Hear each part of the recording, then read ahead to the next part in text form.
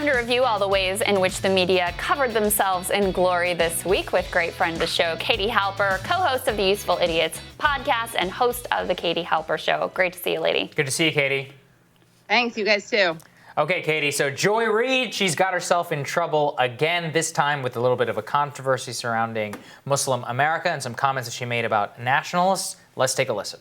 When leaders, let's say in the Muslim world, talk a lot of violent talk and encourage their supporters to be willing to commit violence, including on their own bodies, in order to win against whoever they decide is the enemy.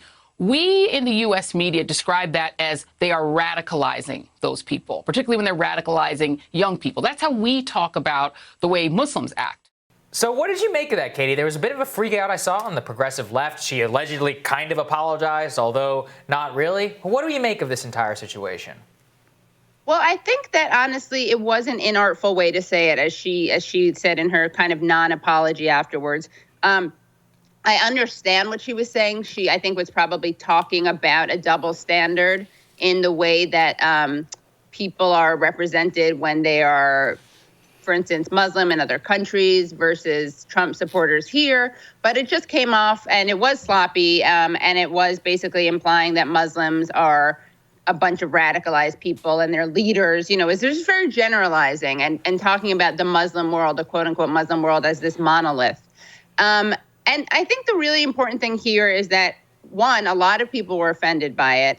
And two, this is just the latest example of Joy Reid saying things that she would accuse other people of being really problematic for saying, and just living, I think, a real, like, demanding a double standard. And, you know, this isn't even the worst thing that she said by far.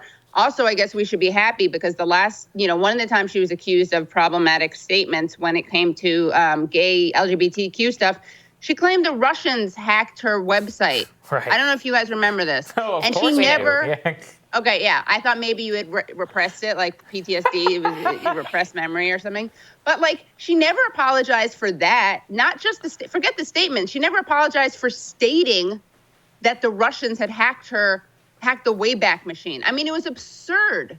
And like the fact she faces no consequences. In fact, she's been rewarded, although it makes sense because she was given Chris Matthews' slot, who also was kind of similarly offensive. Although the good thing about Chris Matthews is he was at least entertaining while he was being offensive, because it was true. Like just watching a slapstick comedy. Unintentional, of course.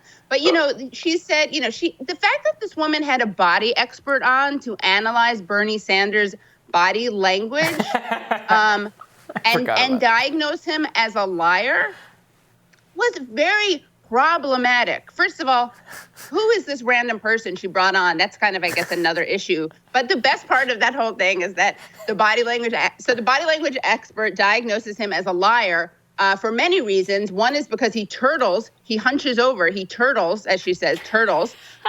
Also because when he was asked the question about whether he had said this thing to Elizabeth Warren, and this is when he was accused of saying women can't win, and that was ridiculous also, because what he said was, I'm sure that it's going to be hard for women. And as everyone knows, he constantly reminds the world that Hillary Clinton won the popular vote, and he was the one who stood back and waited for Warren to enter the race in 2016 because he wanted to give her the chance to run. Anyway, this body language expert, the best part of this is that when the expert says he's lying, because when he was asked if he said that to Warren, he didn't just say no. He said more words, and that's a sign. And then the body language expert says to Joy Reid, for instance, do you like Trump?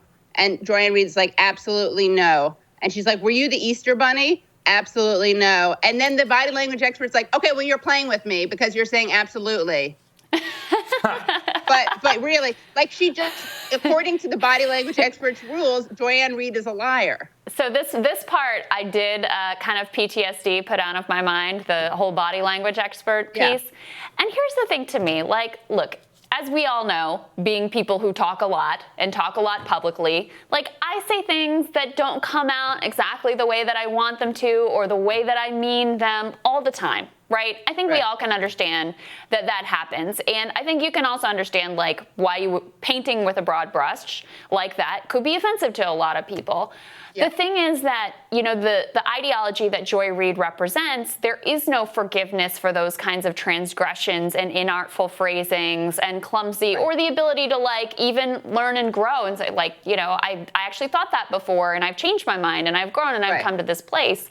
There's more of this view of, like, you said a bad thing, you are canceled, you are problematic, you are done, push you out of the public square.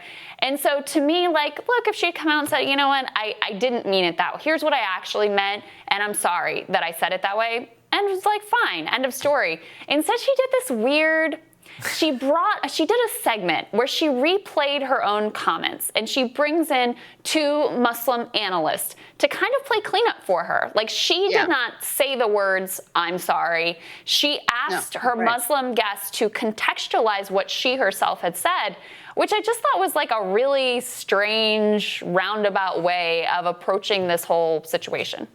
Yeah, I mean, it was some of my best friends are Muslim, or some of my best guests are Muslim. That's really what it was about. And one of the guests was on the panel, the original panel, and